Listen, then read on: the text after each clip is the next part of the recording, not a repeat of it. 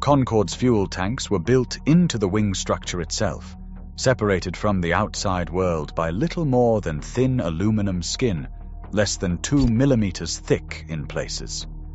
The violence of the impact did not simply punch a hole. Instead, the collision created a sudden, powerful shock wave inside the tank, a phenomenon investigators called a hydrodynamic pressure surge. With the tank filled to capacity for the transatlantic crossing, there was no airspace to cushion the blow. The incompressible jet fuel transmitted the pressure instantly, forcing the tank walls outward. At the same time, the continuity effect, a twisting, localized deformation of the metal, created zones of intense stress. Multiple ruptures formed almost at once. Fuel began to pour from the bottom of the wing, streaming backward in the slipstream. Within moments, the leaking fuel found an ignition source. Investigators would later point to damaged electrical wiring or possibly contact with hot engine parts as the likely culprit. Flames erupted along the trailing edge of the left wing, visible even before the aircraft left the ground. The fire grew rapidly, fed by a steady flow of fuel under high pressure. Inside the cockpit, warning lights and alarms began to sound, signaling a crisis that was already well underway before the wheels had even lifted. The crew, focused on the critical seconds of takeoff, now faced a spreading fire and a jet that was structurally compromised from the start. In those brief moments, Concorde's fate was sealed, not by a single failure, but by a cascade of forces unleashed in less than a second. Concorde's wheels left the runway with fire streaming from the left wing and warning alarms blaring in the cockpit. The aircraft reached about 200 feet, but never gained more altitude. At this stage, the crew was fighting a battle on multiple fronts. Engine number 2, starved of fuel and engulfed in flames, surged and lost all thrust within seconds. Engine number 1, also on the left, began to deteriorate as heat and fuel starvation took their toll. On the right, engines 3 and 4 continued to provide power, but the imbalance created a strong rolling force that pulled the jet left. The landing gear, damaged by debris, refused to retract. This left Concorde exposed to a drag penalty that would have been significant for any airliner. On Concorde, with its slender delta wings and high-speed design, the effect was devastating. The extended gear increased drag by as much as 20%, demanding more power than the crippled engines could deliver. Instead of accelerating toward the intended climb speed of 220 knots, the jet's airspeed plateaued at around 200 knots. The heavy fuel load, necessary for the transatlantic flight, further reduced the margin for error.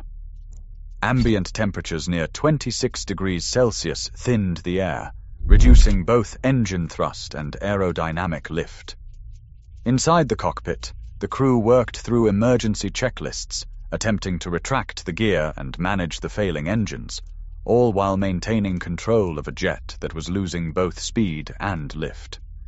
The aircraft was stuck in a narrow performance window, unable to climb, unable to accelerate, and with no safe options left. The physics of weight, drag, and asymmetric thrust had closed the door on recovery, leaving the Concorde trapped just above the rooftops of Gonesse. The Concorde's final seconds unfolded over the rooftops of Gonesse, less than 2 minutes after leaving the runway. With airspeed falling and left side thrust nearly gone, the jet's nose began to drop. The left bank steepened as the pilots struggled for control, but the aerodynamic limits had already been exceeded. At just 200 feet above the ground, the aircraft could neither climb nor turn away. The hotel, Hotelissimo Les Relais Bleus, stood directly in the Concorde's path. Its coordinates, 48 degrees 59 minutes 8 seconds north, 2 degrees 28 minutes 20 seconds east, would become fixed in aviation history. The jet struck the hotel at high speed, wings nearly level, but with a steep downward angle. The impact was devastating. All 100 passengers and 9 crew members perished instantly.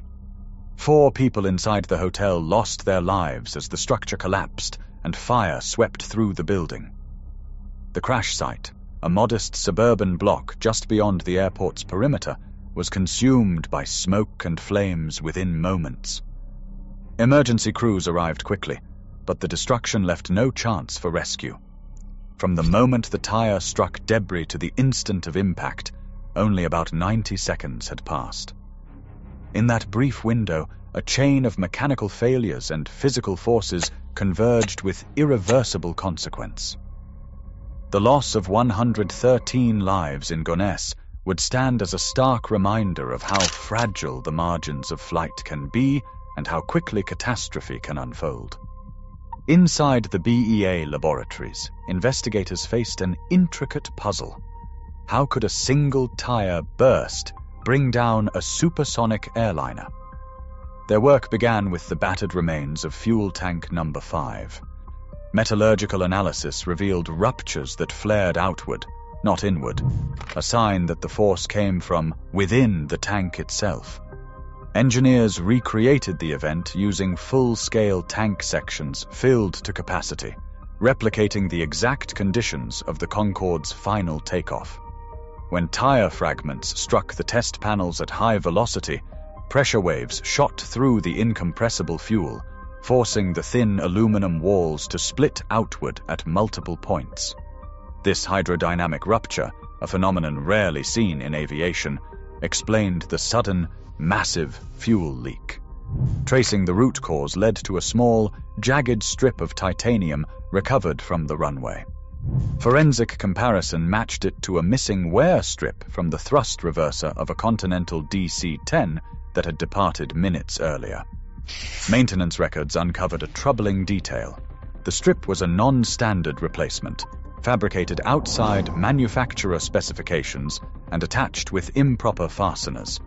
The chain of evidence, lab tests, tank fragments, and maintenance logs left little doubt about the sequence of failure and the origins of the debris. The disaster was not only a matter of physics, but of accountability.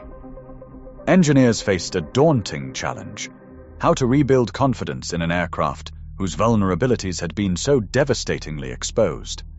The first solution took shape inside Concorde's wings. Technicians lined the fuel tanks with Kevlar, a material known for stopping bullets, now tasked with containing fuel in the event of a rupture. This barrier, just millimeters thick, could absorb the shock of tire debris and prevent fuel from spilling into the wing cavity. Alongside this, new burst-resistant tires were fitted, tested to withstand impacts far beyond what the original design had imagined. Electrical wiring and hydraulic lines near the landing gear were shielded or rerouted, reducing the chance that a single fragment could ignite another disaster.